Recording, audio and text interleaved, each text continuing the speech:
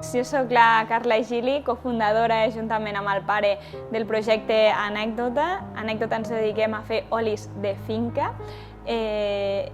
Olis de finca no és res nou, realment, però és la manera d'expressar que estem obsessionats amb la traçabilitat. Per què? Doncs perquè la nostra missió és vincular les persones, especialment urbanes, al camp.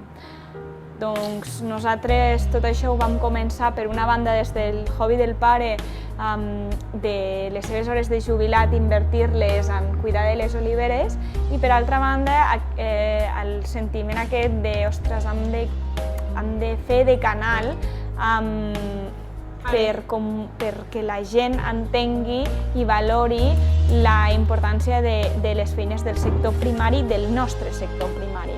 Llavors, quan el pare es va ficar a plantar, d'una manera molt orgànica, vam veure que aquesta era la nostra oportunitat. Llavors intentem fer etiquetes molt puristes amb l'origen de les finques. No només treballem amb olives de plantacions pròpies, sinó que també col·laborem amb altres projectes veïns. I doncs amb tot això hi ha hagut un procés molt llarg d'aprenentatge, molt llarg i molt curt perquè han sigut 2 anys, el que passa que molt intensos. I aquest aprenentatge s'ha pogut sostenir gràcies a JARC, perquè realment el que parlem moltíssimes vegades, la burocràcia és enorme i és molt fàcil que a vegades no veguis la llum al final del túnel, i no tant perquè el projecte no sigui viable, sinó perquè la burocràcia se'ns menja. Llavors el coneixement del JARC, el tu a tu que tenen i aquesta facilitat per transmetre'ls les inquietuds, facilitat per ells transmetre-les als de dalt, doncs la veritat és que et permet poder seguir pensant en créixer.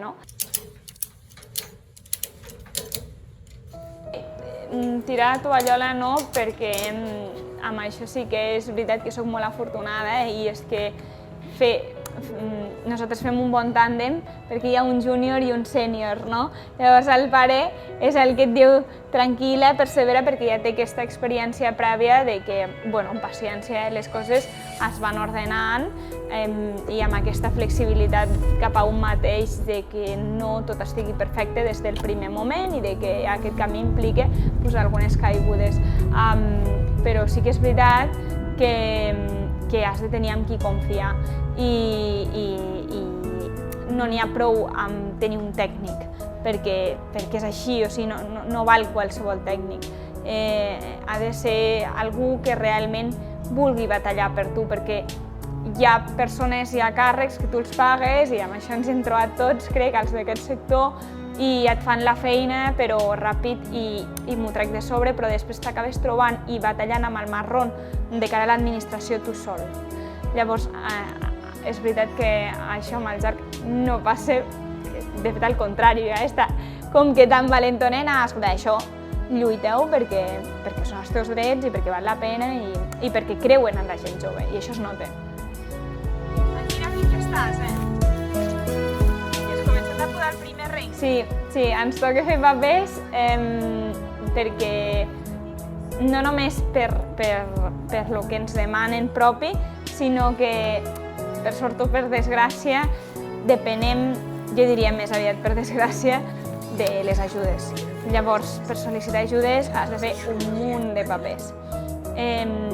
Si no hi hagués tanta burocràcia, potser no hauríem de demanar tantes ajudes, perquè podríem invertir el nostre temps en el que sabem fer i en el que som bons, en aportar valor i en fer créixer el territori i deslocalitzar.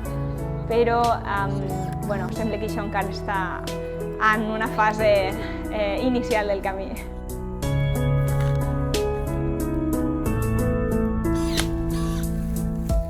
Doncs mira, jo crec que la manera més directa en la que ho visc és que a la carrera de disseny t'ensenyen molt el testeig del producte. Llavors nosaltres, com que no hem sentit mai la pressió de decidir el producte final des d'un inici, llavors hem buscat o hem tingut les eines o les hem sabut trobar per anar testejant el producte a mesura que caminàvem. I crec que això és important i crec que és un tip que aconsellaria molt a tothom. Més enllà, perquè això, vas veient si funciona, si no, i no et frustres tant perquè entens que el producte no està acabat, sinó que és algo que progressa, perquè també la societat va vivint canvis. Llavors, un producte que et funciona avui potser d'aquí 2 anys no funciona, o pot ser un producte que fa 2 anys no t'hagués funcionat, ara et funciona. És que ara tampoc no estem plegant, no passa res. Anem aquí a aquestes d'aquí, o a aquestes que ja estan enviades, i anem a posar els rectes amb la música més... També penso, respecte a això que diem del sector primari i que ens hem d'aprendre a vendre i a comunicar, que hi ha una indústria per tot i si tu tens un molí s'ha d'explotar el molí, si tu ets pagès has d'explotar la teva feina com a pagès i també hi ha la gent que fa màrqueting. Llavors aquesta és una de les coses que a nosaltres ens va fer obrir el paraigües i deixar de parlar del pare i la filla i començar a parlar de coses que passaven al nostre voltant, o sigui, no només de les nostres finques, però de la mateixa manera penso que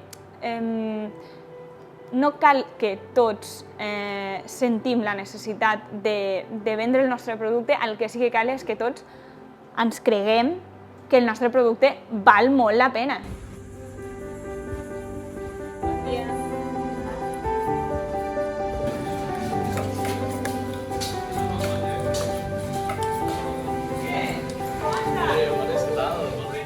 Sí, pel món rural i perquè, carai, s'obren les portes a una vida que a la ciutat és bastant més complicada. És a dir, ens estem queixant de la vivenda a la ciutat, ens estem queixant de que la gent està compartint pis fins supertard, de que, siguem sincers, no s'està...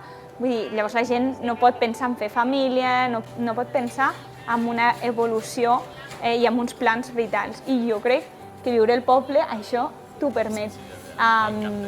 Així que ojalà creixi la gent que segueix el negoci rural o que comença un negoci rural, encara que això des de l'administració s'ha de ficar fàcil.